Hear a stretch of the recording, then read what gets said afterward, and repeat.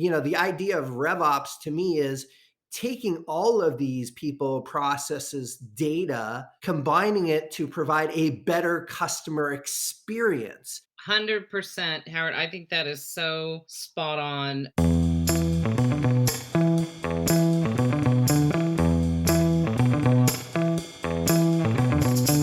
Welcome, everybody, to this week's RevOps podcast. I'm Alastair, Woolcock, Chief Strategy Officer at Revenue IO, with Howard Brown, co-host, founder, and CEO of all things revenue and revenue science.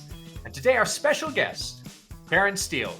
Karen is the founder and CEO of Steele Alloy, formerly with companies like Marketo, VMware, LeanData. You've been chief marketing officer and senior vice president of several of these, Karen. So we're super excited to have you here today and pick your brain around all things RevOps. So welcome. Thank you. I'm thrilled to be here. And this is a topic I care a lot about. So can't wait to chat more.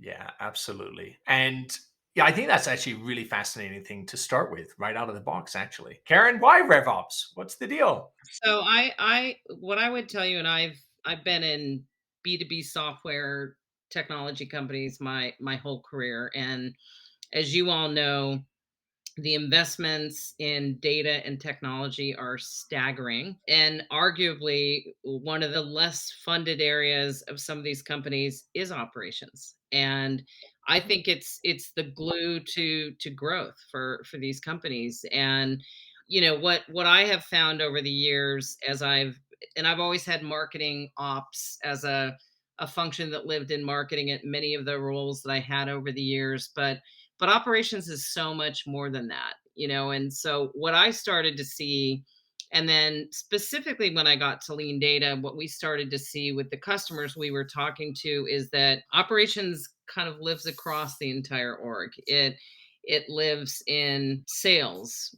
There's sales operations. It lives in customer success. There's customer operations. It lives in marketing. Sometimes there's digital operations. And even when I was at Marketo, I remember Steve Lucas, the CEO at the time, and I were chatting, and he said, "Why do we have 25 people in the company with operations titles? Like, why don't we consolidate that into one and just have one business operations team, that is held accountable for revenue, for customer success, for marketing, for sales, like all the go to market stuff." And I think it was a fascinating observation at the time. And I think when I was at LeanData and we started talking to customers, what we were seeing is those silos were breaking down. Marketing ops people were starting to take on sales ops functions. Mhm. Customer success was getting closer to the more sort of go to market operations. And so I think the philosophy of what if we as a company, even if you didn't structurally organize it that way, looked at the data, the people, the processes, and the tech that make up that go to market engine and think of them in this new way. And that's where the sort of birthing of revenue ops happened. Mhm. And so at LeanData, when we started thinking this way, and again, a lot of it was through conversations with customers that were thinking the same way. It was conversations with analyst and influencer firms that were starting to think the same way. We actually commissioned a study, and we did it at the time with Sales Hacker, which Outreach later merged with them, bought them as a company that had just lots of smart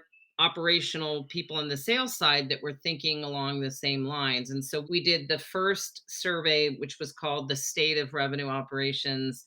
And I think we surveyed, gosh, in the initial study, I think we got 1,500 respondents, and we were just blown away that all of these like-minded people were thinking about how should we be thinking about combining the processes and thinking around everything that was operations in a company from a data, people, process, technology standpoint, and maybe combine it into one. So it's been kind of a passion topic for me for the last several years, and I've seen other companies now embrace it. And I think those are the companies that are going to grow fast and be very, very successful. When I was at Gartner, the idea that we merge together people, process, data, and the technology is near and dear for everyone. And For the past decade, we've been in an environment where it's been growth and scale however you possibly can. Yep. We suddenly are in an environment that's going to last for potentially a little bit here, where it's no longer growth at any cost in any way. And a lot of what you're referencing is, I would suggest, it's bloat. Like, we added lots of people, we added lots of function because the nirvana of integrating it all makes sense. But suddenly we're in an environment where, well, hold on, how do I actually make this work without adding a bunch of new ops people, without adding all of these layers of technology, without figuring out end-to-end automation? Because OpEx is not as important in this cycle as how can I still grow with what I have? What would you say to that? As somebody that's lived around this for years, you've seen multiple economic cycles, and suddenly you're in this headwind that we're living right now. RevOps is important, but it's a heavy lift. It's a hard lift for companies to go through. I think Karen is spot on, and given her experience, like, I'm a recovered marketer as well. And, I've been on the sales side, the marketing side, and the CEO. I'm obviously critically focused on our customers and their success every single day, right? And at the end of the day, if we think about the bloat, as you called it, building teams that are not directly aligned, not focused on the same metrics, not thinking about first and foremost our customers, our prospects, making sure that their experience is the experience that matters. And, nothing is more aggravating to a customer than working with a company that doesn't understand them, doesn't understand their needs, may not even understand that they're already a customer of that company. The idea of RevOps to me is it's taking all of these people, processes, data, combining it to provide a better customer experience. And by virtue of doing that, we'll have better sales, we'll have better success, we'll have less friction when somebody gets into support, because all of the data is visible to all segments of the go-to-market team. Therefore, we'll keep our customers longer, they'll be happier, and the organization will be more effective. So it's not just bloat for expense purposes, it's literally trying to better align with what our buyers and customers need. 100%, Howard. I think that is so spot on. I mean, how many times have you gotten an email from a vendor, a salesperson at a vendor who doesn't even know you're their customer? Oh, it's You frustrating. know, and the first thing you think is, how can you not know that I'm already a customer of yours and using your technology? It's very off-putting, and I think that's 100% right. I mean, fundamentally, I think the go-to-market process, and in many ways, maybe we should be calling this go-to-market operations and not just revenue, because it's not just revenue. It is about the experience. And so, most of the successful brands I've been at that have great go-to-market execution, it's a three-legged stool. It starts with sales, marketing, customer success executives sitting at the same table, agreeing to the priorities, and then looking at the best way to optimize, for success. And oftentimes the problem, candidly, is in the data. And most companies don't have a 360-degree view of their customers. And that is super problematic. And I think that's one of the opportunities for this concept of revenue ops, which is to try and really get to the heart of understanding the customers and the prospects such that you can have the right journey to move them along, whether it's a selling cycle or an upselling cycle, but ultimately just a positive experience. And I think that that's what's lacking. And I think that when revenue ops came around as sort of an idea, it was about breaking down these silos. But many companies, to the point about the economic situation that we're in right now, they're not going to hire a bunch of new people. They're not going to break down the silos necessarily. They're not going to restructure for cultural reasons. Salespeople, don't want to work in finance, and marketing people don't want to work in sales. And so we have to get to a common ground about how you have a single view of the customer and how go to market processes are just more smoothly aligned. Yeah, Karen, I look, you and I have been around a while, right? And for me, I've been talking about breaking down silos since 97, 96. Right. So the concept has been around forever, right? We need to break down the silos. We need a single view of our customer. And I think we've made a lot of progress, and certainly APIs and partnerships have helped. But it's also, we have so much data, all of us, right? There's single point solutions everywhere that have their own reporting packages, their own data, and then you need data scientists to then work with things like Snowflake to pull all the data together, to normalize it. And then you're asking your marketing people to be analysts and data scientists, and you're asking your sales reps to now be data literate. This is complicated. It's one of the reasons that we, not to overemphasize what we do. It's the idea of a platform, right? An end-to-end platform. So you have the data, you can use the data in real time. Because without that, you're just running down another data exercise. You're trying to integrate a bunch of tools. We've been integrating tools forever. Yes, we have better integration points, but data has to be available at the time of interaction. It Yep. needs to be available to those go to market teams in real time. Without it, all you're doing is creating additional data lakes, additional data silos, and we're all staring at dashboards. And dashboards are great, but they don't really help you with your customers. Couldn't agree more. Sorry, I get a little passionate about this. And I will add, look, the dashboard, let's go real tactical. The dashboard thing is prolific, right? Vendors are very big about, I'll give you a dashboard, dashboard, dashboard for different things. The simple reality is that the average person cannot consume more than 6 items on a dashboard and correlate to their business in any way, shape, or form. So, although we all want in-depth analysis, the simple reality is most decisions are made off of 6 items. And so helping people triangulate a vast set of information coming from very complex processes right down, right? The buyer journeys across all of these departments is a complex thing to do in an enterprise. But getting it down to the most fundamental things we make a decision off of is of paramount key. What are your six? Or give me a few out of the six. So when you think of the six on that, you got to think in terms of really high level in terms of the conversion ratios happening across the customer, right? It's a big one. You got to be having a roll up of the cost effectiveness of my dollars and investments, of where they're going across each of those categories. I need to understand what's going on there. I then need to understand activity metrics. Activity, while it can seem like one of those things where people often are um, feeling micromanaged, the reality is activity metrics help us as leading indicators to what's going to happen tomorrow, Yep. right? Yep. Those are big things. I'm a fan personally of pipeline velocity as well.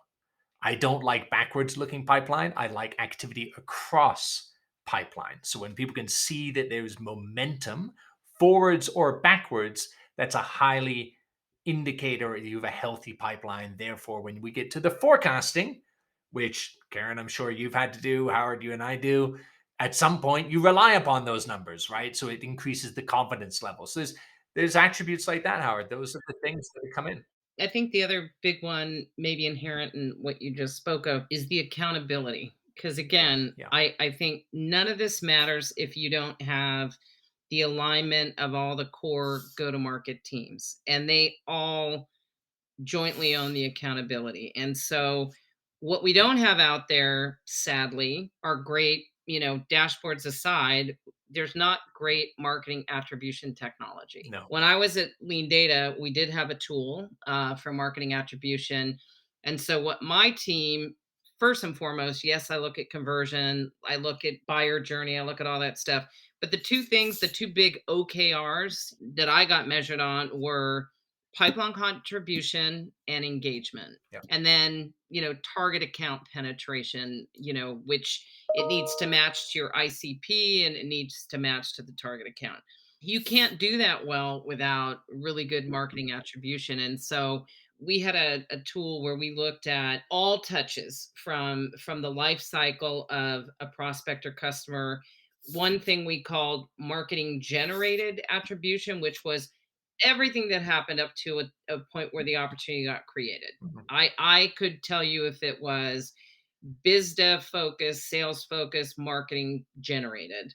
And then once the opportunity was created, we called it marketing accelerated attribution, which is what happens once the opportunity is live and how's it moving forward? What kind of things, or as you called them, activities, are people engaging with? What's moving people through the life cycle, through the selling process, through the funnel? And I think that is what the smart revenue ops people deal with all day long, is they're trying to figure out, even without having, you can stitch Tableau and a bunch of other things together all day long, but to get that view into the life cycle is just hard to do, because the data is usually not, as Howard said, it's usually not all in the same place. Usually I have multiple data warehouses, data lakes, data sources. Your CRM data lives in a different place than some of your other data does. And so I think that's the hard some of the hardest things that probably, our modern revenue ops people deal with today. And they're plagued by requests for answering these questions that are not just sitting in front of them to answer. And it's a tough job, and they have to wear a lot of hats. The best revenue ops people I know, many of them, I'm just going to bias this with a comment that says many of them came out of the marketing operations space, because they understand the martech universe, and they understand data elements, and they understand how to stitch that stuff together, and all the integrations and APIs that Howard was speaking of. Many of the savvy ones aren't just looking at, sales ops has to also look at a whole bunch of other things like commission payments and, Yeah. tying into finance and so on. Yeah. The marketing ops people are looking at the journey. They're looking at the customer. They're looking at how do we create that better experience. And so I think many of the people I've seen evolved into those RevOps roles truly do come out of marketing ops. Yeah. And that's not a slam at the sales ops folks. They're obviously very talented and they have a lot of other skills, but that's, I think, the people that have been on that MarTech data journey really understand it a little bit better. My experience, I'd echo the same, Karen. It's because the Martech stacks are fairly sophisticated by comparison, right? Like the volume of data modeling that goes in there is big. The issue I often encounter now with, I'll call RevOps people, and I'm broadly saying in general here, and so no offense to anybody, but there's a lot of overusage of looking at attribution models, but simply saying, oh, we have to build a sequence for an email channel, a chat channel, a this channel, that channel, which in itself isn't inherently bad. We need multi-touch attributions to engage customers. We all know that. But there's been an over pivot to it. There's been an overaxing to this idea that, well, if I just know the first click on an email of when Karen did it, I'm going to send this one, this one, this one, this one. And there is not enough reality of, yes, but are we actually engaging with someone in the right way? And when you look at it in terms of beyond just, hey, how do I light up a channel? But I think that where you're going, the taking attribution to the next step where we're saying, well, let's look at algorithmic attribution, linear, non-linear attributions, time decays, position based. Like it gets very sophisticated quickly. And if you don't have a strong marketing background, it's very hard to understand actually how to even build those models in the first place. Right. And so RevOps, in its excitement to come to market, has focused on volume and channels to connect instead of actually going, well, maybe it's not so much volume and channels as it is supporting somebody in the right stage of their buying journey at the end of the day. Yep. That's what we want. Very much agreed. Now, Howard, I know you opened with, and Karen, both of you, with this idea of customer experience, the 360 view, all of those things. I know we're going to run up on time, but just to confirm all of that for the audience, when you look at valuation of companies today compared to 30 years ago, 20, and roughly 10 years ago, non-material assets are now account for nearly 90% of all valuation. That's why digital engagement, software's rise, all of this brand is very important more than ever was before. But at the top of the list is the experience of how somebody buys and uses a product drives more for value than any material physical asset people have today in their companies. So as we think about that and with the economy we're in, you really start to go, as you both said, experience and understanding how people are experiencing that is key. And I'd love to give final thought from Karen and Howard, both of you on, if you were to give a tip, one final tip on how do you make the best customer experience, what would you say to somebody out there that's in RevOps? Yeah, so I'll make one comment. I was very impressed by the SaaStr conference that actually happened the week before Dreamforce. I didn't go personally; it was in San Mateo here, but they ran a lot of the sessions online. And one of the biggest themes, and I think it's interesting for revenue ops and marketers alike to think about, was the concept of product led growth initiatives like freemiums and trials. And I mean, if you could get somebody to engage at that level, with something on your website that they're downloading, the I think the opportunity to create a customer for life is just it's fascinating. I think there was one speaker, and I think of the five top sessions at SaaStr, two of them were on PLG, or product led growth. And one of the speakers referred to it as the consumerization of B2B software. Hmm. And I think having that kind of thinking when you're building strategies, not just about account based targeting and converting campaigns and all the things we talk about all day long, but putting your product out there and giving people access to it, and then managing that conversion and that journey, I think is super interesting. So I think revenue ops people need to be thinking about those things, because I assure you, marketing teams are starting to think more about PLG types of strategies right now. And I agree. I just to add, I think that one of the true realities of PLG is that all software companies have to be thinking about the time to value.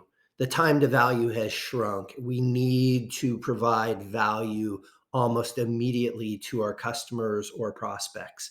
That's why PLG is working. Someone uses the tool, they immediately see the value, how it changes their workflow, how it adds benefits to whatever process that they're utilizing the product for. So, time to value. No longer can you sell something into a company that takes 90 days, 180 days to implement and see that value. We need to figure out how to deliver value quickly to our customers. I agree. And to tie this back to revenue ops, I do think if you have the right structure around revenue operations, the leader you have in that role is that glue between your sales, marketing, customer success team, to be thinking about those strategies, to be providing data that suggests what's working or not working, and why deploying those kinds of trials or freemiums and getting that time to value, as Howard says, I think is just incredibly strategic and important. But ops is not just a back office thing. I think revenue ops is one of the most strategic roles in a company today for any fast growth B2B company and beyond. And I'm thrilled this topic is getting the airtime it's getting, because it's been a passion of mine. And I have a great community of people I know out there that are doing extraordinary work in this area. And I look forward to more of these kinds of stories.